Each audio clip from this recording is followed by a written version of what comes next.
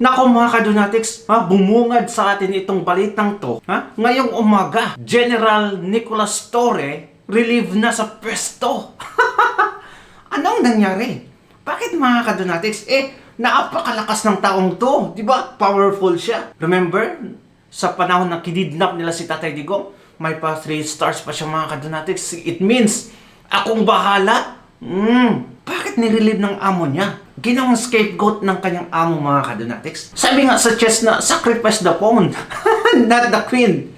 At eto na ginawa ni BBM mga kadonatics. Tila ba untouchable itong taong to? Akala natin mga kadonatics kasi, makikita naman sa mga galawan niya na untouchable talaga siya. Siguro mga kadonatics, nagiging clown na itong PNP na to. Nag-schedule ng boxing match mga kadonatics. Time and place. Tapos, ayun, pumunta siya mga kadonatics, nag-champion pa na walang kalaban. That kind of leader we have mga kadonatics. It's so rare. 1 in a million. Kaya siguro mga kadonatics, nirelieve sa pwesto. Pero baka meron pang ibang dahilan. Eto mga kadonatics, basahin muna natin yung memo. Galing talaga sa palasyo. Alright? Okay, breaking. Executive Secretary Lucas Berzamin confirms that PNP Chief General Nicolas Torre has been relieved from his office effective immediately. Effective immediately. Ganyan na ba kasama si Torre? Ay nako, ito na yung sinasabi ngayon mga kadonatics, when karma hits really hard. Pero one thing na I really don't like mga kadonatics, kasi si BBM ang nag-relieve sa kanya. Siya, involved din siya sa pagkidnap kay Tatay Digong, di ba? Dapat iba mga kadonatics. Hindi kaya hugas kamay o hugas katawan talaga si BBM ngayon? Ewan ko talaga, eto mga kadonatics, basahin natin yung buong detalye. Actually, walang details.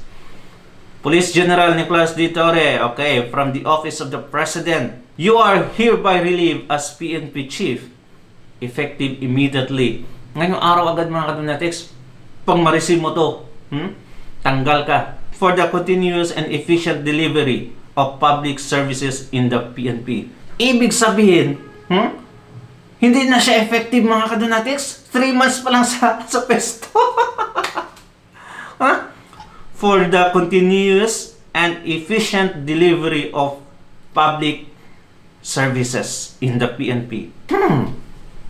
It means hindi siya efficient at nag-stop yung services ng PNP mga kadonatics nang dahil sa kanya. Ba't ginawang reason to dito? Sana yung 5-minute response niya. Di ba? Akala ko ba effective yun? Bakit nirelieve sa pwesto? Oh no! Talagang sacrificial goat mga kadonatics. You are hereby directed to ensure proper turnover of all matters, documents and information relative to your office. Oh no, that is so hard for him mga kadonatics. Of course, magbunyagi tayo kasi akala mo talaga kung sino. Kita mo lang ulit yung mga video na ginawa niya mga kadonatics during sa pagkidnap nila kay Tatay Digong. At talagang mga ngiliitik ka mga kadonatics, gusto mo talaga patukan itong si Torre. At ngayon, nangyari na nga mga kadonatics, ang pinapanalangin mo at pinapanalangin ko din. Ayan na mga kadonatics, karma hits really hard. But I want them mga kadonatics as a whole, lahat sila. Lahat talaga sila mga kadonatics, dapat lang managot. Pero, baka ito yung dahilan. Ito, nag-viral kasi yung video ng mga kadonatics na isang araw lang. Ito. Baka ito talaga yung dahilan.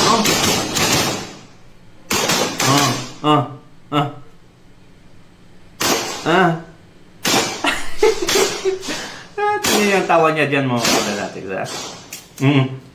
What? Ang talon. Ay, naman. Tawa nyo. Ay, patuloy natin ulit.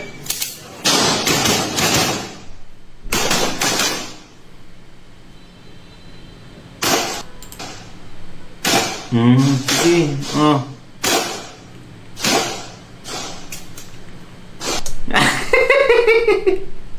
Look at that. Baklang to ah. Ay nako, baka ito yung dahilan mga kadonatics, nakita ni BBM na nako, hindi effective na talaga. Ha?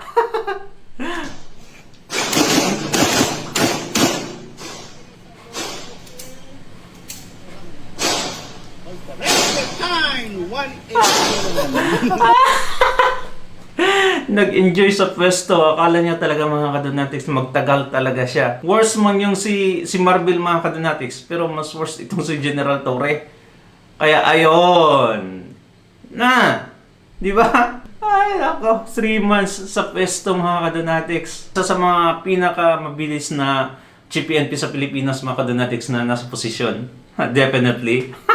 Ano kaya ang reaction kayo ni Torek mga kadonatics? I'm not sure mga kadonatics kung magpa-interview to or magpa-press conference. For sure, ha? For sure mga kadonatics, magtatago to, mananahimik to. Ano kaya ang laruan ni BBM ngayon mga kadonatics? Ha? Ano kaya? Nagalit kaya siya dahil sa mga sinabi ni Torre? May isang comment mga kadonatics, nakita ko doon. Salot ako sa nag-comment mga kadonatics. Nabasa ko. Actually, ang sabi doon, tinanggal si Torre dahil sa mga sinasabi niya. Ano sinasabi niya? Yung sinabi niya mga kadonatics na lahat ng adik, pangit. Ayun, pumalag yung pala siya.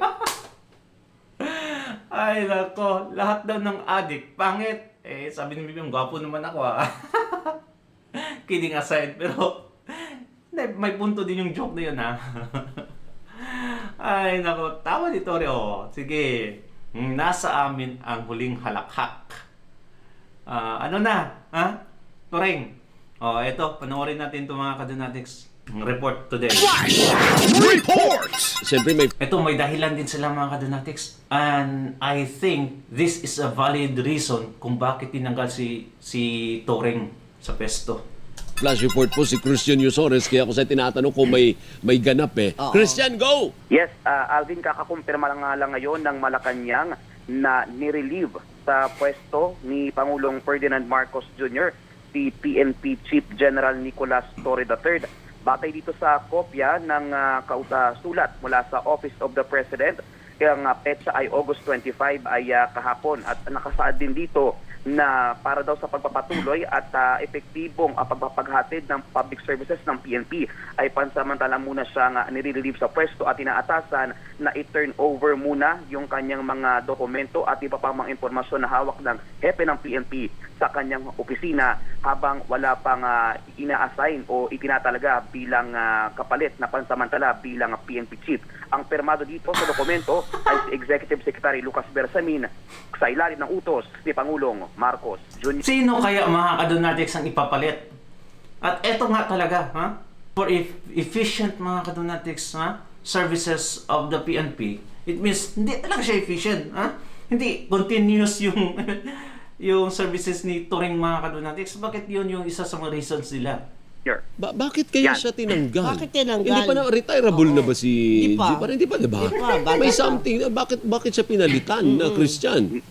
Oo, kasi nung ito mga nakaraang araw at linggo, natabunan lang siguro ng mga malalaking issue, Alvin, pero meron ding umuugong na problema dyan sa PNP. Kung nababalitaan natin, may mga umalma doon sa mga unang utos ni PNP Chief Torre, partikular na nung nagkaroon siya ng palasahan sa ilang mga matataas na opisyal.